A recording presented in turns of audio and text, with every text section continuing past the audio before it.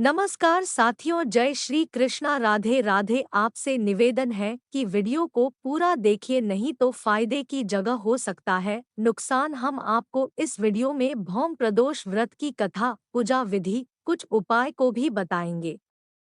साथ ही साथ मासिक शिवरात्रि के भी बारे में चर्चा करेंगे। भौमासुर प्रदोष व्रत से शीघ्र चुकता होगा ऋण, जाने कैसे करे पूजन। पढ़े मंगल के 21 चमत्कारिक नाम। मंगल भौम प्रदोष व्रत।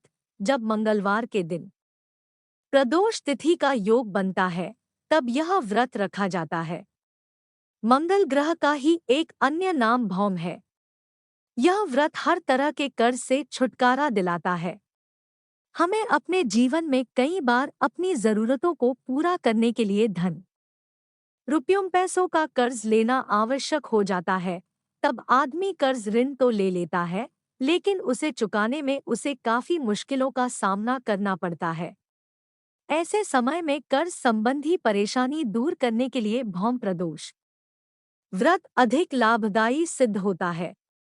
इसके साथ ही हमें जीवन के हर क्षेत्र में मंगलकारी परिणाम प्राप्त करने के लिए मंगल प्रदोष के दिन विशेष तौर पर मंगल ग्रह देवता के 21 नामों का उच्चारण अवश्य ही करना चाहिए। हमारे पौराणिक शास्त्रों में मंगल के स्वभाव को उजागर करने वाले उनके मंगलकारी 21 नामों का भी उल्लेख किया गया है। अत भौम प्रदोष तिथि के दिन हमें पूजन करते समय इन 21 नामों को पढ़ना चाहिए तथा व्रत के साथ साथ मंगल प्रदोष की कथा का वाचन अवश्य करना चाहिए। हर महीने की शुक्ल और कृष्ण पक्ष की त्रयोदशी तिथि के दिन प्रदोष व्रत रखा जाता है। इसमें मंगलवार और शनिवार को आने वाले प्रदोष तिथि का विशेष महत्व माना गया है। भौम प्रदोष व्रत के दिन भगवान शिव की पूजा की जाती है। इससे जातक के जीवन में मंगल ग्रह के कारण मिलने वाले अशुभ प्रभाव में कमी आती है।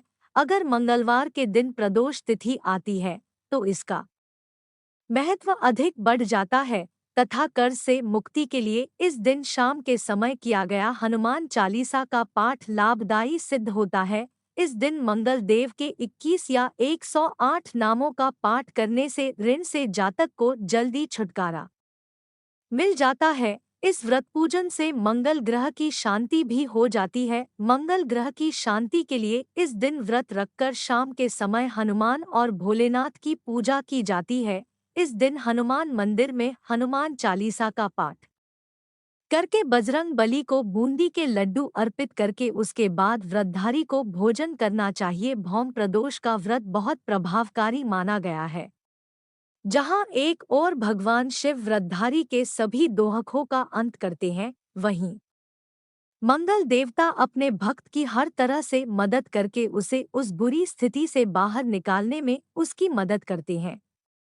सुने ये मंगलकारी 21 नाम। पहला मंगल, दूसरा भूमिपुत्र, तीसरा ऋणहर्ता, चौथा धनप्रदा, पांचवां स्थिरासन, छठा महाकाय, सातवां सर्वकामार्थ साधक, आठवां लोहित, नवा लोहिताक्ष, 10वां सामगानन कृपाकर, 11वां धरात्मज, 12वां कुंजा, 13वां भूमिजा, 14वां भूमिनंदन, 15वां अंगारक, 16वां भौम, 17वां यम, 18वां सर्वरोगहारक, 19वां वृष्टिकर्ता, 20वां पापहर्ता, 21वां सर्वकाम फलदाता।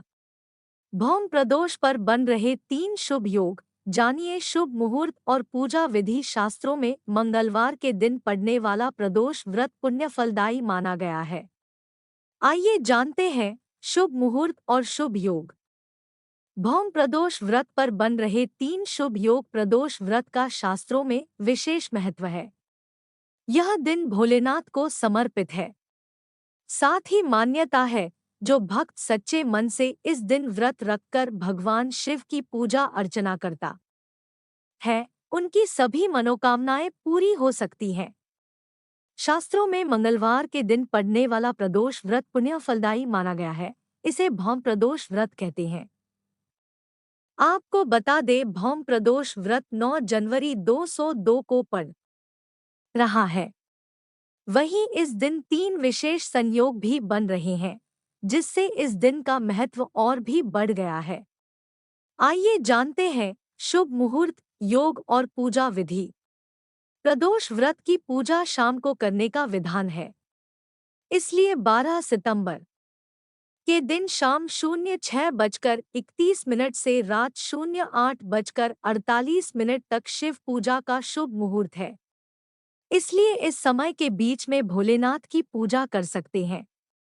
पंचांग के अनुसार भौम प्रदोष व्रत के दिन 3 बेहद शुभ योग बन रहे हैं, जिसमें सर्वार्थ सिद्धि योग सुबह 6:03 से शुरू होगा, जो कि रात 11:02 तक रहेगा। वहीं शिव योग 12 सितंबर को 12:13 से आरंभ होगा, जो कि 13 सितंबर को प्रातः 1:11 तक रहेगा। वहीं इस दिन बुधादित्य योग पूरे दिन रहेगा। आपको बता दें कि शिव योग में भोलेनाथ की पूजा करने का दोगुना फल प्राप्त होता है। 18 सितंबर से चमकेगा इन 4 राशि वालों का भाग्य। बुध और शनि देव सप्तम दृष्टि से चलेंगे आमने सामने। भौम प्रदोष व्रत पूजा विधि। इस दिन सुबह जल्दी उठ जाएं और साफ सुथरे वस्त्र पहन लें। इसके बाद गंगाजल हाथ में लेकर व्रत का संकल्प लें। वहीं शाम को शिव मंदिर में जाकर भोलेनाथ के दर्शन करें। साथ ही भगवान शिव को अभिषेक बहुत प्रिय है।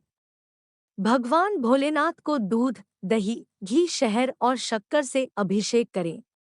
ऐसा करने से जीवन में सुख समृद्धि का वास रहेगा।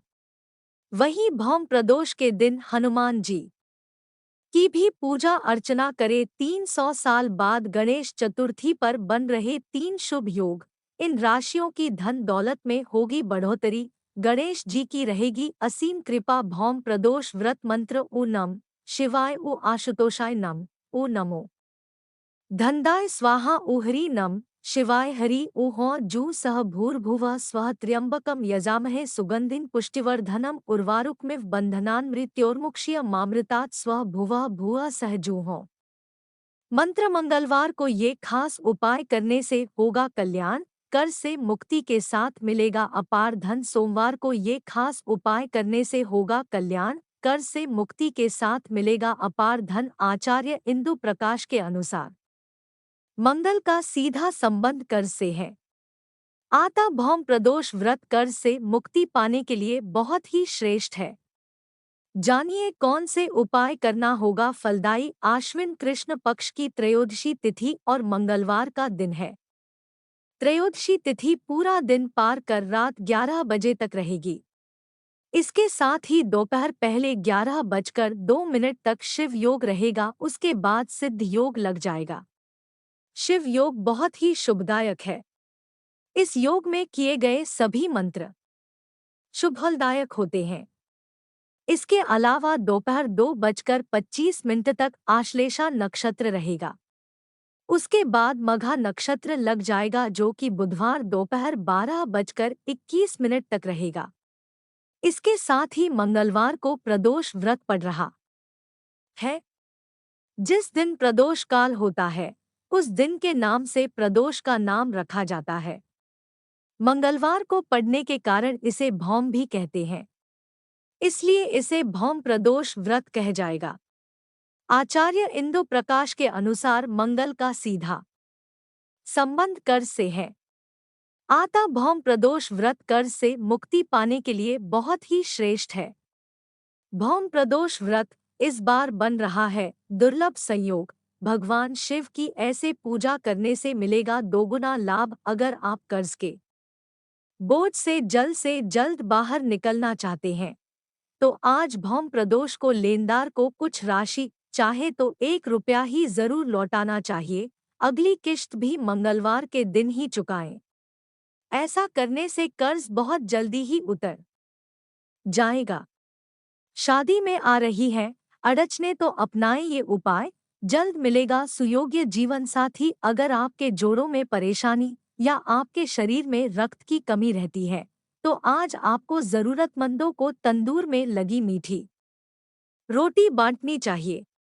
अगर आपको अब तक कर्ज लेने की नौबत नहीं आई है, आप चाहते हैं कि आगे भी ऐसी नौबत ना आए, तो आज आपको आसन पर बैठकर हाथ जोड़कर ऋणमोचक मंगल स्रोत का पाठ करना चाहिए।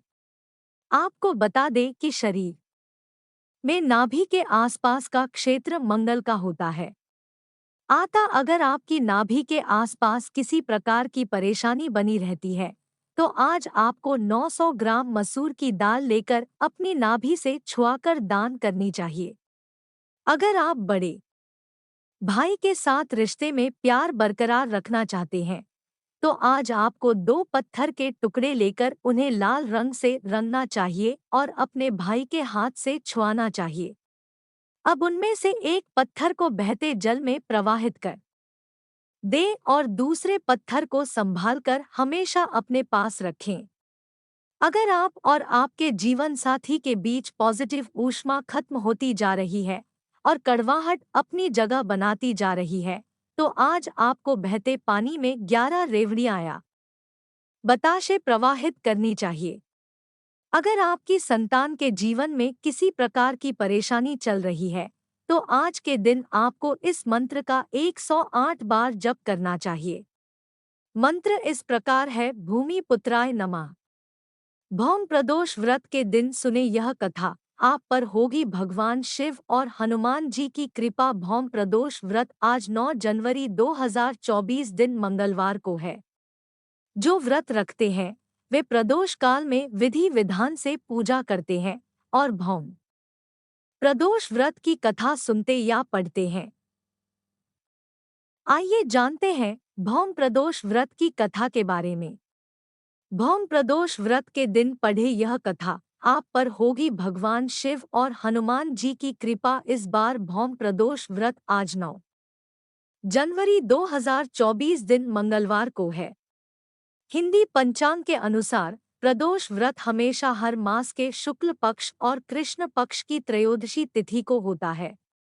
इस बार पौष मास के शुक्ल पक्ष की त्रयोदशी तिथि कल मंगलवार को है। मंगल को भौम भी कहते हैं, इसलिए मंगलवार को पड़ने वाला प्रदोष व्रत भौम प्रदोष के नाम से जाना जाता है। इस दिन भगवान शिव के साथ रुद्र के अंश राम भक्त हनुमान जी की भी आराधना की जाती है। जो लोग व्रत रखते हैं वे प्रदोष काल में विधि विधान से पूजा करते हैं और भौम प्रदोष व्रत की कथा सुनते या पढ़ते हैं। व्रत की पूजा के समय व्रत का पाठ करना जरूरी होता है। आइए जानते हैं भौम प्रदोष व्रत की कथा के बारे में। भौम प्रदोष व्रत की कथा एक समय की बात है। एक स्थान पर एक वृद्ध महिला रहती थी। उसका एक बेटा था। वह वृद्धा हनुमान जी की भक्त थी। हमेशा हनुमान जी की पूजा विधि पूर्वक करती थी। मंगलवार को वह हनुमान जी की विशेष पूजा करती थी। एक बार हनुमान जी ने अपने भक्त उस वृद्धा की परीक्षा लेनी चाहिए। वे एक साधु का वेश धारण करके उसके घर पहुंचे। उन्होंने आवाज लगाते हुए कहा कि कोई है हनुमान भक्त जो उनकी इच्छा को पूर्ण कर सकता है। उनकी आवाज उस वृद्धा के कान में पड़ी तो वह जल्दी से बाहर आई। उसने साधु को प्रणाम किया और कहा कि आप अपनी इच्छा बताएं। इस पर हनुमान जी ने उससे कहा कि उनको भूख लगी है, वे भोजन करना चाहते हैं, तुम थोड़ी सी जमीन लीप दो। इस पर उसने हनुमान जी से कहा कि आप जमीन लीपने के अतिरिक्त कोई और काम कहें, उसे वह पूरा कर देगी। हनुमान जी ने उससे अपनी बातों को पूरा करने के लिए वचन लिया। तब उन्होंने कहा कि अपने बेटे को बुलाओ, उसकी पीठ पर आग जला दो, उस पर ही वे अपने लिए भोजन बनाएंगे। हनुमान जी की बात सुनकर वह वृद्धा परेशान हो गई। वह करे भी तो क्या करे। उसने हनुमान जी को वचन दिया था। उसने आखिरकार बेटे को बुलाया और उसे हनुमान जी को सौंप दिया। हनुमान जी ने उसके बेटे को जमीन पर लिटा दिया और वृद्धा से उसकी पीठ पर आग जलवा दी। वह वृद्धा आग जलाकर घर में चली गई। कुछ समय बाद साधु के वेश में हनुमान जी ने उसे फिर बुलाया। वह घर से बाहर आई तो हनुमान जी ने कहा कि उनका भोजन बन गया है। बेटे को बुलाओ ताकि वह भी भोग लगा ले। इस पर वृद्धा ने कहा कि आप ऐसा कहकर और कष्ट न दें। लेकिन हनुमान जी अपनी बात पर अडिग थे। तब उसने अपने बेटे को भोजन के लिए पुकारा। वह अपनी माँ के पास आ गया। अपने बेटे को जीवित देखकर वह आश्चर्यचकित थी। वह उस साधु के चरणों में नतमस्तक हो गई। तब हनुमान जी ने उसे दर्शन दिया और उसे आशीष देकर चले गए। मासिक शिवरात्रि की व्रत कथा सुनाने वाले हैं। आप बस वीडियो को पूरा देखें। आप जानते हैं कि 9 जनवरी 2024 मासिक शिवरात्रि है। उस दिन रहे व्रत और पूजा करने से मिलेगा दोगुना लाभ। आइए शुरू करते हैं। प्राचीन समय में चित्रभानु नामक एक शिकारी था। वह रोज जंगल में जाकर शिकार करता और ऐसे ही अपने परिवार का पालन पोषण करता था। चित्रभानु उसी नगर में रहने वाले एक साहूकार का कर्जदार भी था और आर्थिक तंगी के कारण ऋण नहीं चुका पा रहा था। एक दिन साहूकार ने गुस्से में आकर चित्रभानु को शिव मठ में बंदी बना लिया। संयोग से उसी दिन मासिक शिवरात्रि थी। मासिक शिवरात्रि के कारण शिव मंदिर में भजन और कीर्तन हो रहे थे, जिसका बंदी शिकारी चित्रभानु ने पूरी रात आनंद लिया। अगली सुबह साहूकार ने शिकारी को अपने पास बुलाया और ऋण चुकाने के लिए कहा। जिसके बाद शिकारी चित्रभानु ने कहा, सेठ जी, मैं कल तक आपका पूरा ऋण चुका दूंगा। शिकारी के वचन को सुनकर सेठ जी ने उसे छोड़ दिया। सेठ से आजाद होकर शिकारी शिकार के लिए जंगल में गया, किंतु पूरी रात बंदी गृह में भूखा प्यासा होने के कारण वह थक गया था और शिकार की खोज में जंगल में बहुत दूर आ चुका था, जहां से उसे लौटने में सूर्यास्त होने लगा। जिसके बाद उसने सोचा आज तो रात जंगल में ही बितानी पड़ेगी। ऊपर से उसे कोई शिकार भी नहीं मिला था जिसे बेच वो सेठ जी का ऋण चुकाता। यह सोचते सोचते वह एक तालाब के पास पहुंचा और भरपेट पानी पीकर सुस्ताने के लिए एक बेल के पेड़ पर चढ़ गया, जो उसी तालाब के किनारे पर था। उसी पेड़ के नीचे एक शिवलिंग था, जो पत्तियों से ढके होने के कारण नहीं दिख रहा था। कर्ज चुकाने और परिवार के लिए खाना लाने की चिंता में व्याकुल शिकारी चित्रभानु पेड़ पर बैठे बैठे बेलपत्र को तोड़ तोड़ कर नीचे गिराए जा रहा था। संयोगवश वो सभी बेलपत्र भगवान शिवलिंग पर ही गिर रहे थे। शिकारी चित्रभानु रात्रि से लेकर पूरे दिन भूखा प्यासा था, जिसके कारण उसका मासिक शिवरात्रि का व्रत हो गया। कुछ समय बाद उस तालाब पर पानी पीने के लिए एक गर्भवती हिरनी आई और पानी पीने लगी।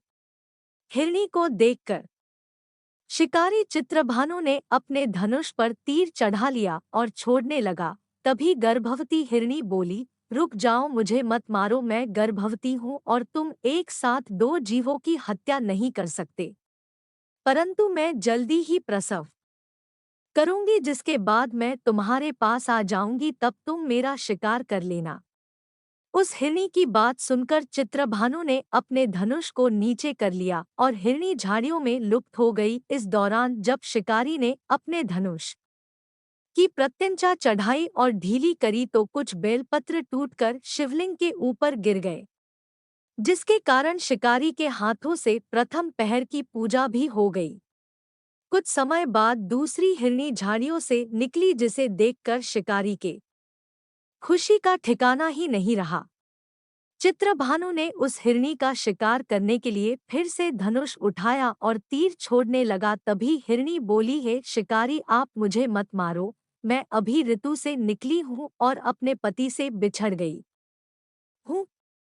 उसी को ढूंढती हुई मैं यहाँ तक आ पहुंची। मैं अपने पति से भेंट कर लूँ, उसके बाद तुम मेरा शिकार कर लेना। यह कहकर वह हिरनी वहां से चली गई। इस दौरान शिकारी चित्रभानु 2 बार अपना शिकार खो दिया था। जिससे वो और चिंता में पड़ गया। उसे सेठजी का ऋण चुकाने की चिंता हो रही थी जब शिकारी ने दूसरी बार हिरणी का शिकार करने के लिए धनुष पर प्रत्यंचा चढ़ाई तो फिर से कुछ बेलपत्र धनुष के टकराने के कारण टूटकर शिवलिंग के ऊपर गिर गए। ऐसे में पूजा का दूसरा पहर भी संपन्न हो गया। ऐसे में अर्धरात्रि बीत गई। कुछ समय बाद एक हिरणी अपने बच्चों के साथ तालाब पर पानी पीने के लिए आई। इस बार चित्रभानु ने बिना देर किए धनुष पर प्रत्यंचा चढ़ाई और तीरे को छोड़ने लगा। तभी वह हिरणी बोली, हे शिकारी, आप मुझे अभी मत मारो। यदि मैं मर गई तो मेरे बच्चे अनाथ हो जाएंगे। मैं इन बच्चों को इनके पिता के पास छोड़ आऊं, जिसके बाद तुम मेरा शिकार कर लेना। उस हिरणी की बात सुनकर शिकारी चित्रभानु जोर से हंसने लगा और कहा, सामने आए शिकार को कैसे छोड़ सकता हूँ। मैं इतना भी मूर्ख नहीं हूँ। 2 बार मैंने अपना शिकारी खो दिया है, अब तीसरी बार नहीं खोना चाहता हूँ। शिकारी की बात सुन हिरणी बोली, हे शिकारी, जिस प्रकार तुम्हें अपने बच्चों की चिंता सता रही है, उसी प्रकार मुझे अपने बच्चों की चिंता हो रही है। मैं इन्हें इनके पिता के पास छोड़कर वापस आ जाऊंगी, जिसके बाद तुम मेरा शिकारी कर लेना। मेरा विश्वास करो। हिरणी की बात सुनकर शिकारी को दया आ गई और उसे जाने दिया। इसी प्रकार शिकारी के हाथों तीसरे पहर की पूजा भी हो गई। कुछ समय बाद एक मृग वहां पर आया। उसे देखकर चित्रभानु ने फिर से अपना तीर धनुष उठाया और शिकार की ओर छोड़ने लगा। तभी मृग ने बड़ी विनम्रता से बोला, हे शिकारी, यदि तुमने मेरे तीनों पत्नियों और छोटे बच्चों को मार दिया है तो मुझे भी मार दो, क्योंकि उनके बिना मेरा इस दुनिया में कोई नहीं है। यदि तुमने उनको नहीं मारा है तो मुझे भी जाने दो, क्योंकि मैं उन तीनों हिरनियों का पति हूँ और वो मेरी ही तलाश कर रही है। यदि मैं उन्हें नहीं मिला तो वो सभी मर जाएंगे। मैं उन सभी से मिलने के बाद तुम्हारे पास आ जाऊंगा, जिसके बाद तुम मेरा शिकार कर सकते हो। उस मृग की बात सुनकर शिकारी को पूरी रात का घटना चक्र समझ आ गया। मृग ने शिकारी को कहा, मेरी तीनों पत्नियां जिस प्रकार प्रण करके गई है, उसी प्रकार वो वापस आ जाएगी, क्योंकि वो तीनों अपने वचन की पक्की है। और यदि मेरी मृत्यु हो गई तो वो तीनों अपने धर्म का पालन नहीं करेगी। अब हम आपको बताने जा रहे हैं कि नए साल के इस दिन मनाई जाएगी मासिक शिवरात्रि। धन समृद्धि चाहते हैं तो कर ले ये उपाय। इस विशेष दिन पर शिव भक्त महादेव के निमित्त व्रत करते हैं और महादेव की विधि विधान पूर्वक पूजा अर्चना करते हैं। ऐसे में आइए जानते हैं मासिक शिवरात्रि के कुछ उपाय, जिनके द्वारा आपको धन की समस्या से लेकर शनि पीड़ा तक से मुक्ति मिल सकती है। मासिक शिवरात्रि पर करें ये उपाय। हर माह कृष्ण चतुर्दशी को मनाई जाती है मासिक शिवरात्रि। इस दिन विशेष रूप से की जाती है भगवान शिव की पूजा। महादेव की कृपा से भर सकते हैं। हर महीने में कृष्ण पक्ष की चतुर्दशी तिथि को मासिक शिवरात्रि मनाई जाती है। वहीं फाल्गुन माह की कृष्ण चतुर्दशी तिथि पर में आने वाली शिवरात्रि को महाशिवरात्रि कहा जाता है। धार्मिक मान्यताओं के अनुसार जो भक्त इस दिन व्रत रखते हैं और महादेव की पूरी श्रद्धा के साथ पूजा अर्चना करते हैं, उन्हें सुख समृद्धि का आशीर्वाद प्राप्त होता है। पूजा का शुभ मुहूर्त पौष माह की कृष्ण पक्ष की चतुर्दशी तिथि 9 जनवरी रात्रि 10:24 पर प्रारंभ हो रही है। साथ ही इसका समापन 10 जनवरी 2008 10:10 पर होगा। मासिक शिवरात्रि की पूजा निशा काल में करना शुभ माना जाता है। ऐसे में मासिक शिवरात्रि 9 जनवरी मंगलवार के दिन मनाई जाएगी। इस दौरान पूजा का शुभ मुहूर्त देर रात 12:02 से 12:55 तक रहेगा। बना रहेगा सुख समृद्धि का वास। मासिक शिवरात्रि के दिन सुबह जल्दी उठकर गंगाजल युक्त पानी से स्नान करें और इसके बाद पूजा स्थान की अच्छे से साफ सफाई करें। फिर किसी मंदिर में जाकर भगवान शिव परिवार अर्थात माता पार्वती, गणेश और कार्तिकेय की पूजा करें। ऐसा करने से साधक के परिवार में सुख समृद्धि का वास बना रहता है। होगी धन की प्राप्ति। मासिक शिवरात्रि व्रत की पूजा निशा काल में करने का विधान है। ऐसे में मासिक शिवरात्रि को रात्रि में शिव जी का दही में शहद मिलाकर अभिषेक करें। इस दिन महादेव को चावल की खीर का भोग लगाएं। इस उपाय को करने से धन की प्राप्ति के रास्ते खुलते हैं। मिलेगी शनि पीड़ा से मुक्ति। कई लोगों को कुंडली में शनि की साढ़ेसाती के कारण कई तरह की समस्याओं का सामना करना पड़ता है। इसके लिए आपको मासिक शिवरात्रि का करना चाहिए। इसके साथ ही इस दिन पूजा के दौरान बेलपत्र में चंदन से ऊ लिखकर और उसके ऊपर काले तिल डालकर शिवलिंग पर एक करे। ऐसा करने से शनि की पीड़ा से मुक्ति मिल सकती है। इसके साथ ही शिवलिंग पर गन्ने के रस से अभिषेक करने से शनि शांत होते हैं।